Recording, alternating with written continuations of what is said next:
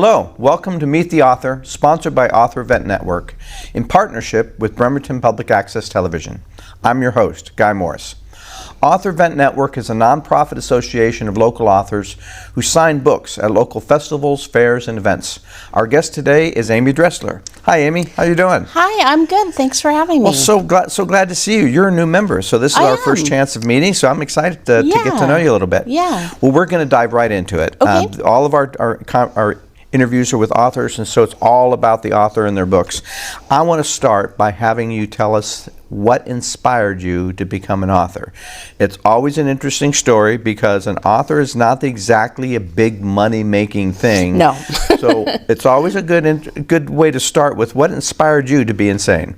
So I remember way back when I was a kid writing that I wanted to be an author, and one of those "what do you want to do when you grow up" assignments. But then I kind of lost my nerve a little bit and went into librarianship, which is book adjacent. And then I started kind of writing more for myself and doing some blogging that morphed into some paid blogging, which was very nice. But when those jobs dried up, I really missed that creative outlet. And then I decided it was finally time to try fiction. So I've been doing that for 5 years or so now, maybe 6. And what is it about the writing the fiction that really drives you, that inspires you, that keeps you moving forward?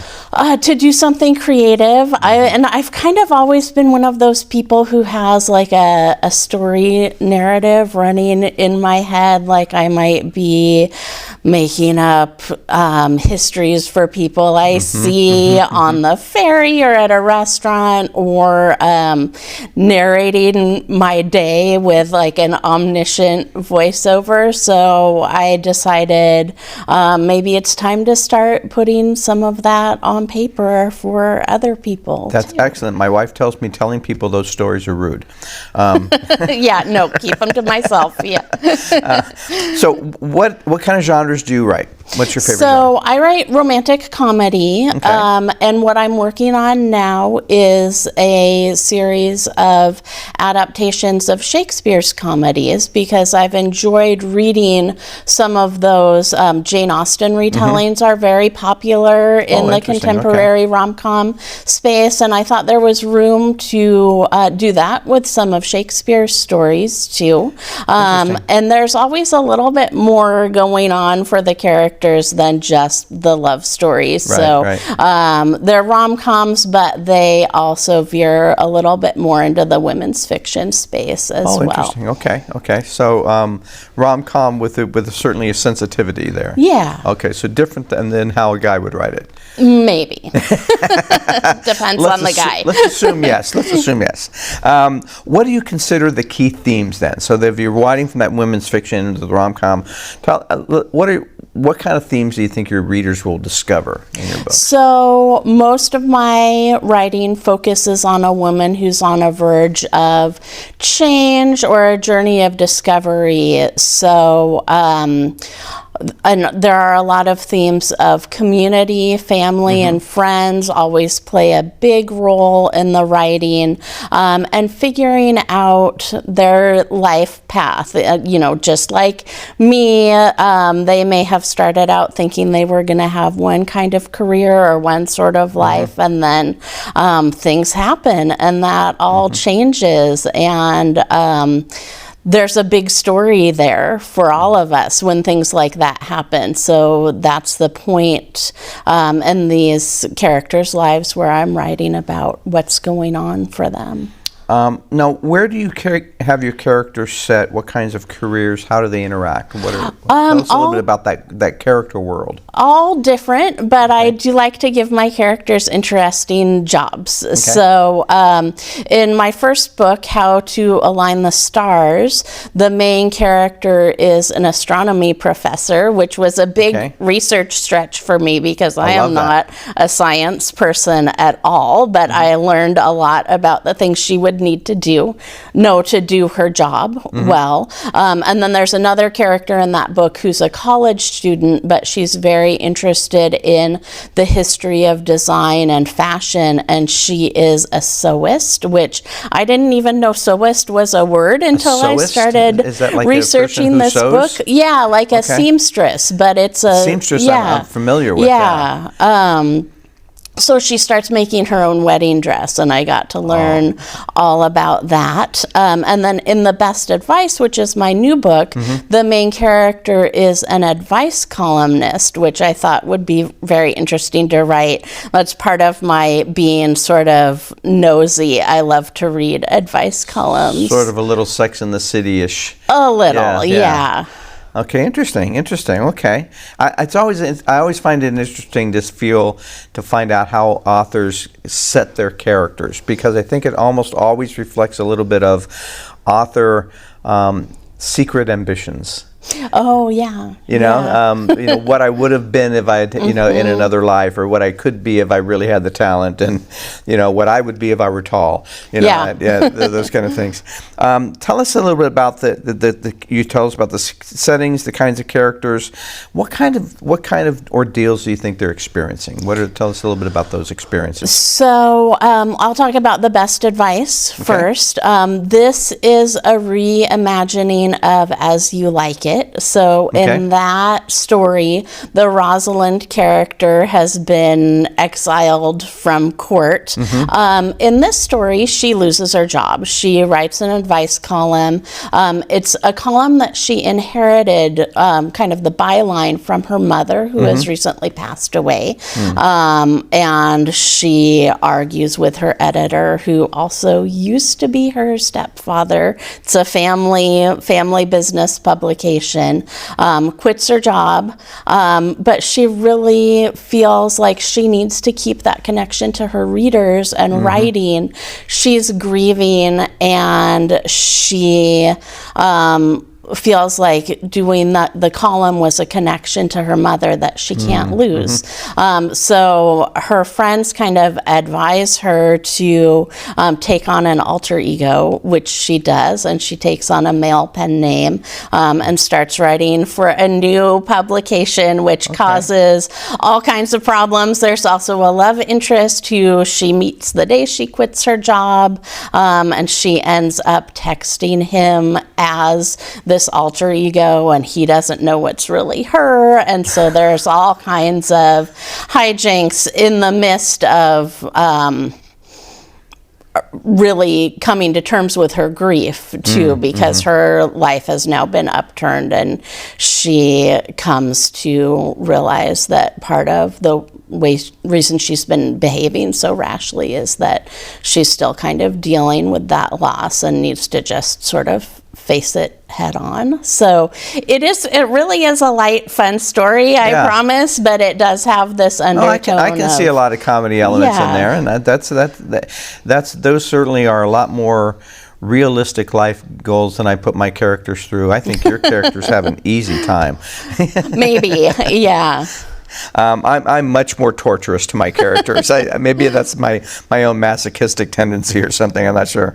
Tell us about the personal experiences that you feel that might have compelled you to share in your books. Are there any true stories that you're kind of baking in there? A little bit, yeah. I like to put little pieces of things that I've grappled with in my journeys for my characters. So I, like Rosalind, lost my mom in my late 20s very suddenly, which lots of people lose their parents as you're an adult in your late 20s, but you're not really expecting to not have a parent anymore, and there are all kinds of things that you have to kind of come to terms with. Little ones like I always meant to have her teach me how to cook a Thanksgiving turkey.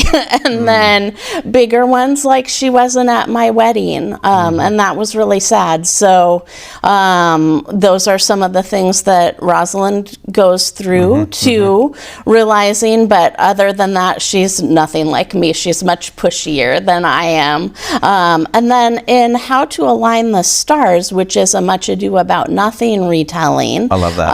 I put a bit of myself in Beatrice. I actually loved being single, did not plan to ever get married. I had a blog called The Spinsterhood, and then I met my husband and came to realize that to be in a fulfilling partnership, you don't have to change who you are if it's the right person. Right. You just keep on being yourself with that partner, and that's what I had Beatrice working with as well and coming to learn in this story. So Interesting.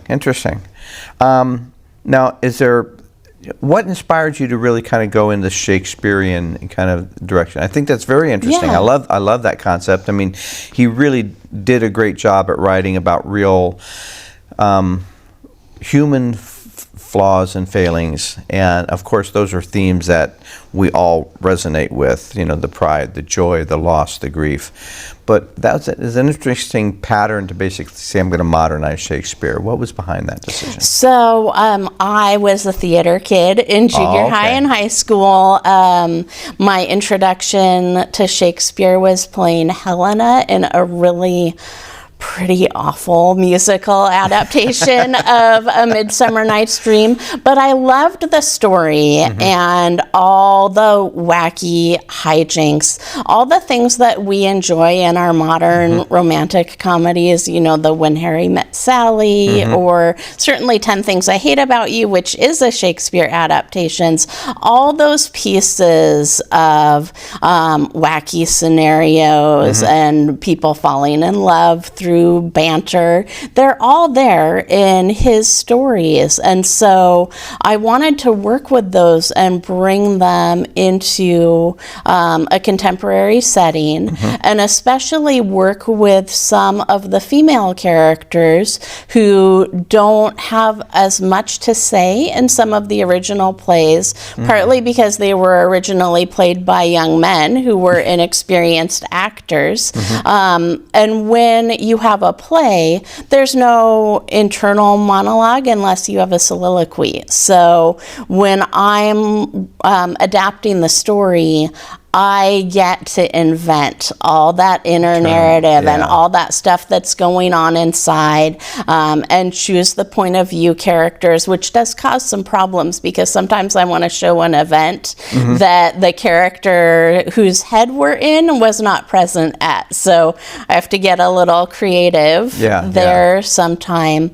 But it's really just fun. It's fun to do the little puzzle and say, okay, a character in As You Like It gets attacked by a lion. So what is my Modern contemporary equivalent of that going to be?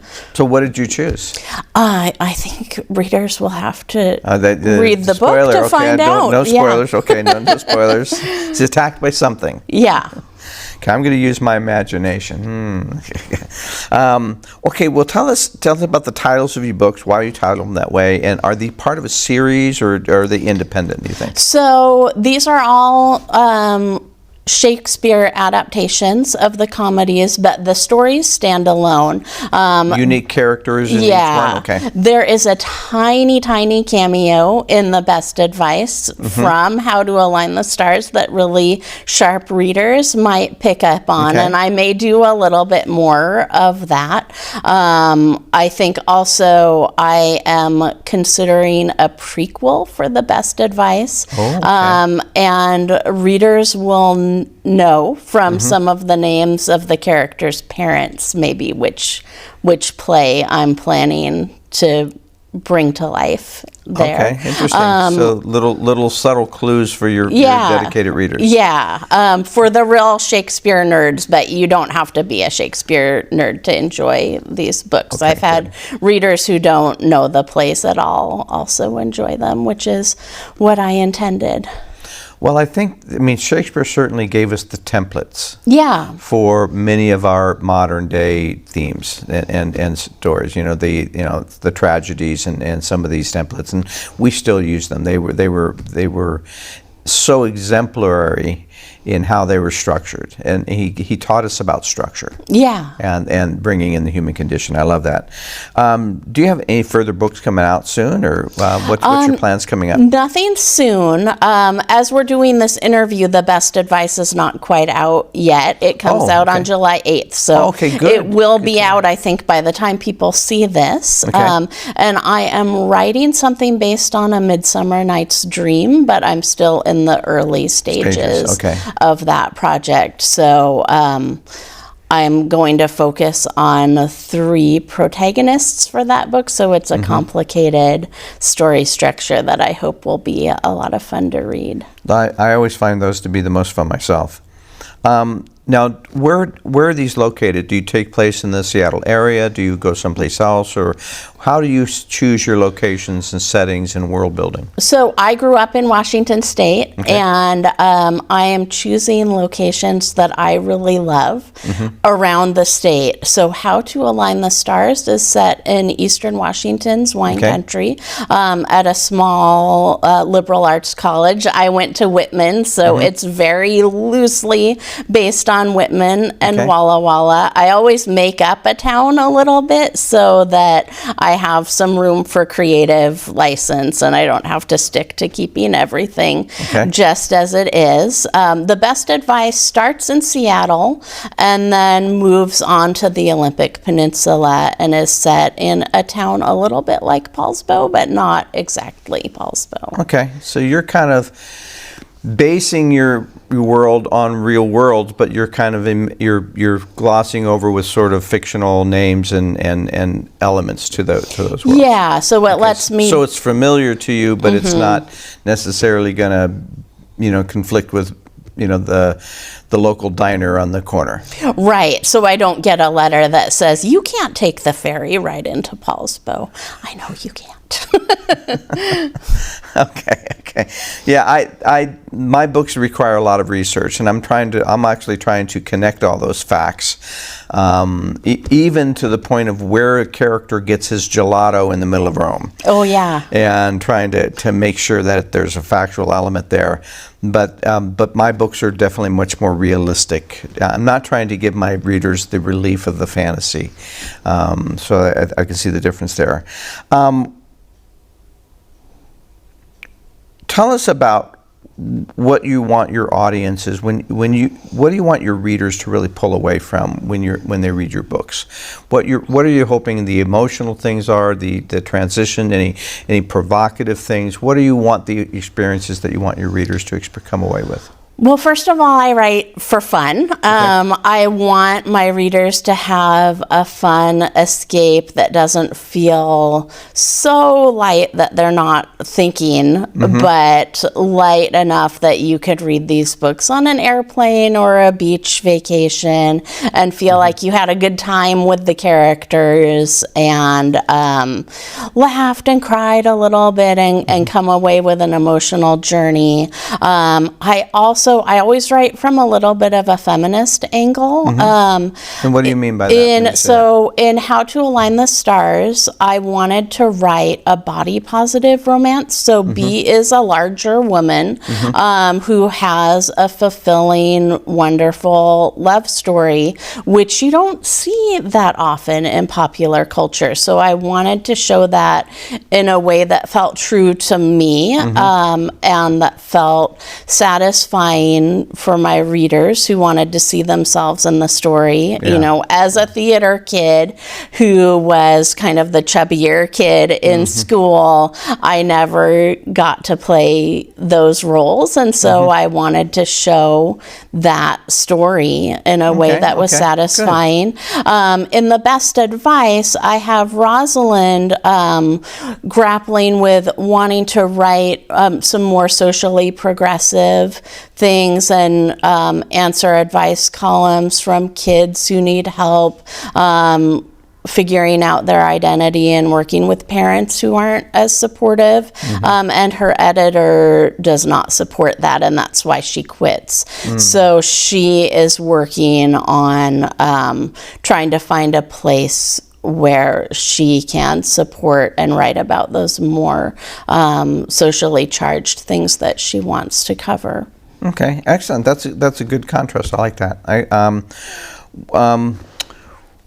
Is there a process that you follow when you're writing your books? Do you develop the themes first? How do you go about writing your books? And tell us a little bit about that process. It's a little different for every book. Okay. And I'm working on some things as well that aren't Shakespeare-based, that are totally original. But for the Shakespeare books, I decide which play I want to work with, and whose head we should be in, which character, because as we discussed, in a play, you don't really have a point of view character. You're just seeing the action play out on the stage in front of you. Do you write from a single point of view character, sort of in the first person, or do you write multiple character points of view in a sort of a third person? I write close third, multiple character points of view. So How to Align the Stars follows the two female cousins. There's Beatrice, and then there's also her cousin, who I have named Heron for this book. It's Hero in Much Ado, and they alternate perspectives, which was really fun because Beatrice hates the idea of marriage and romance at the beginning of the book, and Heron is about to get engaged, and she's all about that. So I get to compare and contrast, and my favorite chapter was the two of them at a wedding show, and Heron feels like she's at Disneyland and Beatrice feels like she's in hell, and it was just a blast. But as the story progresses, those perspectives switch a little bit.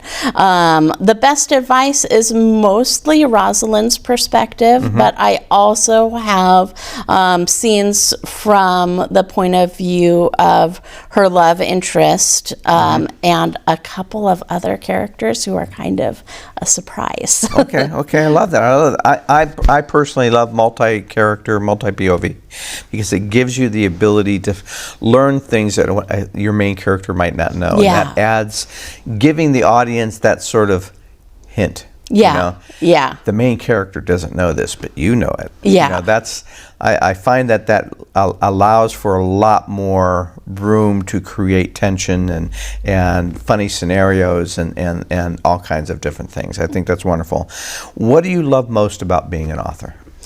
I really love that point where it all comes together and I've gotten enough into the story that I know what my characters will say and do before I write the scene. It takes a little while to get there, but once you're there, everything just flows out. And I've had suggestions from beta readers or my editor, like, maybe she could say or do this. And I have this immediate reaction, like, oh, she would never say or do that. Like they're a real person. And I just love that because it all came from my imagination. The characters come to life. Well, we only have time for one more question, so I want to wrap it up. Tell us about your experiences selling books directly with readers, and tell us about your marketing efforts and why you decided to join AEN. Yeah, so I'm new to AEN and haven't done an event yet. I have one coming up, but I've done a few events where I get to engage with readers at bookstores, and I love talking to people about books. I mean, I was a librarian, so often I will start talking to somebody about my own book and it devolves into a conversation about books in general. I haven't sold them somebody else's book yet, but it's only a matter of time. And so I just like that engagement with readers. And then since I write about this area in the Pacific Northwest, I am so looking forward to getting out into some of these places I write about and being able to talk to readers about the books that are set in places like the ones we're standing talking about the book. You'll have to help the readers understand that you've renamed the places so that yes, of course. So they can make that connection. I know that some of the other authors who write about the Northwest will actually use real names so that people say, "Oh, I've been there," or Yeah. "I have a cousin there," and it almost automatically creates that connection with the reader by having a place they actually know about or Yeah. recognize. So, but thank you so much for coming. I'm so excited to have you in me the booth. too. You're such a lovely personality, and I love having the EN has such a variety of authors with different styles and genres and viewpoints and experiences that for the readers visiting our booth, it really makes a really fun experience. Yeah, I'm looking forward to it. Thank you so much. Yeah. And thank you for watching Meet the Author. Come to meet all the AEN authors during the summer season in Seattle and Portland, and keep on reading.